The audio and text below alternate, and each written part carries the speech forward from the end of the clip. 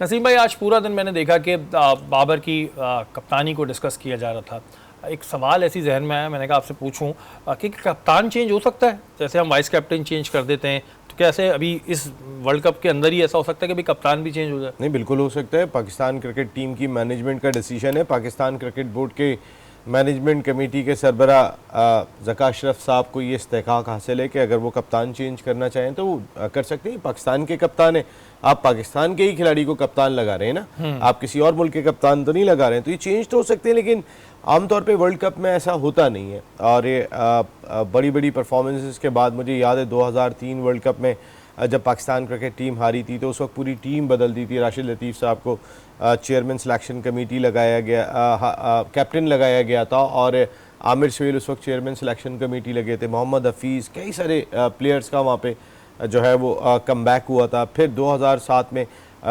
इंज़मामुल हक के दौर में पाकिस्तान क्रिकेट टीम पहले राउंड से बाहर हो गई थी। वो भी एक बड़ा ही मायूस कुन दिन था पाकिस्तान क्रिकेट का कि उस दिन बॉब वुलमर भी जो है वो इस दुनिया में नहीं रहे थे।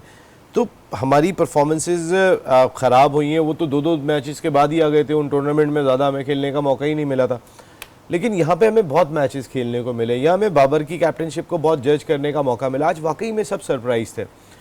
अब बाबर को जहाँ पे अटैक करने की ज़रूरत थी, एक तो हमारे बॉलर्स जो अटैक कर रहे थे, अब आप अंदाज़ा करें कि इस पिच के ऊपर, चेन्नई की पिच के ऊपर, कि जहाँ अफगान स्पिनर्स ने बॉलिंग की, उनके पेसर्स ने भी जो शुरू में स्पेल किया था वो ज़बरदस्त था। हमने 15.3 ओवर में सेंचुरी बनवा दी थी, 15 ओवर में 100 करवा दिया उस पिच के ऊपर। ये वो बेंगलोर में खेल रहे थे, कहाँ खेल रहे थे? देखिए, हम बहादुरों की तरह भी नहीं खेल रहे हैं। दूसरा ये कि अब बाबर आजम तो मुझे ऐसा लग रहा है कि आधा तीतर आधा बटेर, उनके पल्ले ही नहीं पड़ रहा कि ये हो क्या रहा है और किस अंदाज से हो रहा है। ड्रेसिंग रूम में भी वो अकेले बैठे हुए दिखाई दे रहे हैं। बहुत सारे लोग जो पहले साथ में हुआ करते थे, वक्त वक्त की कहानी है ये। सरफराज अहमद के बच्चे गोद में लेके घूम रहे होते थे, उतारते नहीं थे। मैं ये बाबर लिटरली बाबर और भी क्रिकेटर्स, सरफराज के बच्चे अब्दुल्ला को गोद से नहीं उतारते थे ये कि हम साथ में लेके चलेंगे। फिर उसके बाद वक्त बदलता है, वक्त तब्दील होता है। हर वर्ल्ड कप में ऐसी कोई कहानी तो आती है। ये तो वैसे बिल्कुल सही बात है कि जी वक्त की बात है, लेकिन अफसोस ये होता है कि इवेंट बहुत टाइम बाद आता है। ये इवेंट हर साल नहीं आता कि हम कहें जी नेक्स्ट ईयर कर लेंगे। देखिए, हमारी टीम, शरी भाई मैं सॉरी आपको यहाँ इंटरप्ट कर रहा हूँ, हमारी टीम दुनिया आती है ना वर्ल्ड कप, एक डिफरेंट तैयारी से आती है। हम पीछे मुख के आ रहे होते हैं।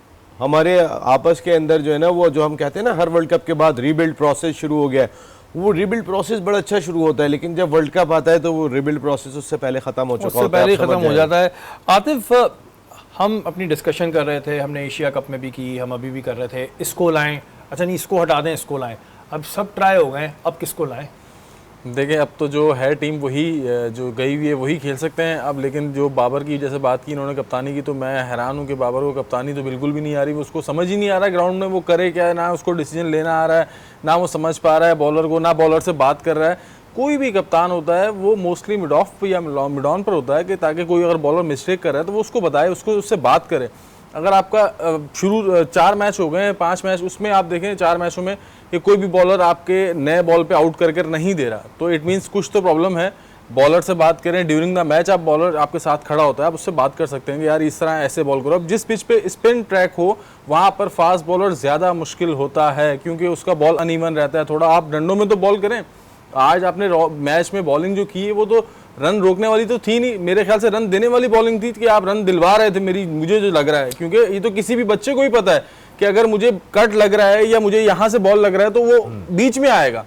इनको ये चीज़ इतनी क्रिकेट खेलने के बाद भी समझ नहीं आ रही या ये समझना नहीं चाह रहे? ये तो एक बड़ा भाई सवालिया निशान बन जाता है इफ्तिखार कि अहमद, अगर आप देखें, समझना नहीं चाह रहे हैं जी। इफ्तिखार अहमद आपके आज के मैच से पहले जितने स्पिनर्स हैं उनमें सबसे ज़्यादा इकोनॉमिकल बॉलर थे।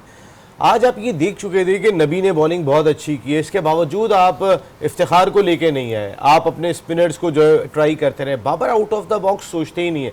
आज अगर नवाज नहीं थे तो सऊद शकील बहुत अच्छी ऑफ लेग स्पिन करते हैं, डोमेस्टिक क्रिकेट में करते हैं वो। आपको पता है कि एक खिलाड़ी आपके पास लेफ्ट आर्म स्पिनर नहीं है और वो सऊद शकील उस खला को पुर कर सकते हैं। आपने वो गेंद कराने की कोशिश ही नहीं की। वजह क्या है? वजह यह है कि आप आज भी अपने ही उन खिलाड़ियों के गिर्द घूम रहे हैं और आपकी कोशिश यही होती है कि बाकी सेट ना हो। नसीम भाई, जिन अपने खिलाड़ियों के इर्द गिर्द घूम रहे हैं भाई, एक चीज़ मैं आपको बता दूं कि फिर वो खिलाड़ी आपके इर्द गिर्द नहीं घूमते, सिर्फ सीट को और आपकी परफॉर्मेंस का सलाम होता है, बाकी दुनिया में किसी चीज़ को सलाम नहीं होता। ये आदमी नसीम को भाई लग जाएगा पता है इस चीज़ का। अच्छा नसीम भाई, एक चीज़ मैंने नोटिस की है, या आप मुझे बताएंगे कि मैंने सही की है गलत की है, कि बाबर के करीब सीनियर खिलाड़ी, जिनको हम इस वक्त टीम में, मौजूदा टीम में सीनियर खिलाड़ी कहेंगे, वो करीब नहीं आ रहे हैं। ये मेरी एक ऑब्जर्वेशन है, आया ये सही है गलत है, ये आप बताएंगे। देखिए आखिरी लम्हात में ऐसा लग रहा था बाबर कप्तान नहीं है बल्कि रिजवान कप्तान है। मोस्टली बाबर ऐसे गिव अप कर चुके थे अपने फैसलों को कि रिजवान बहुत सारे डिसीजन ले रहे होते थे, और मेरी समझ में नहीं आ रहा कि रिजवान किस फ्रेम ऑफ माइंड में है। लेग स्टंप पे इतनी बाहर गेंद लग रही होती है शाहीन शाह अफरीदी की, और वो वहाँ पीछे खड़े हुए, सबसे ज़्यादा जज वही कर सकते हैं, और वो फोर्स करते हैं कि ये आप जो है वो रिव्यू ले लें। भाई कौन सा रिव्यू ले रहे हो? और विकेट कीपर से ज़्यादा कौन देख सकता है उस गेंद को कि 4th नहीं बल्कि 5 स्टंप पे जाके लग रही है वो गेंद, और आप वो रिव्यू के लिए बाबर को फोर्स कर रहे हो कि रिव्यू ले लो। ये कौन सा रिव्यू ले रहे हैं? देखिए आपकी टीम एक, आपने बिल्कुल सही बात कही, मैंने आपको पहले भी कहा था कि बाबर आजम जब रग आउट में बैठे हुए थे तो भी अकेले बैठे हुए थे। बाबर आजम जब बैटिंग कर रहे थे तो भी उनके जहन में एक चीज़ दिखाई दे रही थी कि मैं किसी तरीके से अपने रन्स आज ज़रूर करूँ, और वो एक थोड़ा और भी तेज़ खेलने के लिए जा रहे थे, और वहाँ पर वो आउट हो गए। लेकिन आज बाबर की बैटिंग से किसी को कोई शिकायत नहीं है, लेकिन बाबर आपकी बॉलिंग है क्या जो अफगानिस्तान के 2 आउट कर रही है? अफगानिस्तान के, आप दुनिया की कोई भी बॉलिंग लगा दें अफगानिस्तान के खिलाफ, ये वर्ल्ड बेस्ट बॉलिंग कर रही है। ये कौन सी बॉलिंग थी? ये कौन सी क्रिकेट खेली है आपने?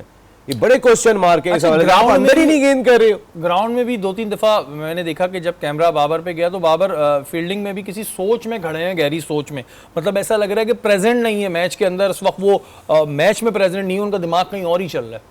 हाँ बिल्कुल, मैं आपको बता रहा हूँ कि ये जब वर्ल्ड कप से पहले तक ना ये बेहतरीन किस्म के लोग होते हैं।